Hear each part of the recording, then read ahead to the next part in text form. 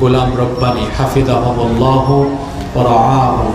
আল্লাহ তাআলা আমার ভাইদেরকে হায়াতান তাইয়্যিবা সিহহাতান কুল্লিয়া দান করেন। আমরা সবাই বলি আমিন।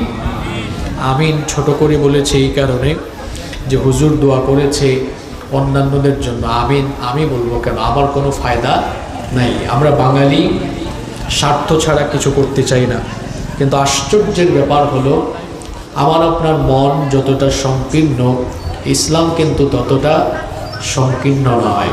আমার আপনার চিন্তা চেতনা যতটা সংকীর্ণ, আল্লাহর দ্বীন ততটা সংকীর্ণ নয়। হাদিসে এসেছে আল্লাহর নবী বলেছেন, যখন আল্লাহর কোনো বান্দা তার কোনো ভাইয়ের জন্য দোয়া করে, যে দোয়াটি তার ভাইয়ের জন্য করলো, ওই সেম দোয়াটা আল্লাহ আগে কবুল করেন তার জন্য, তারপরে তার ভাইয়ের জন্য। সুবহানাল্লাহ।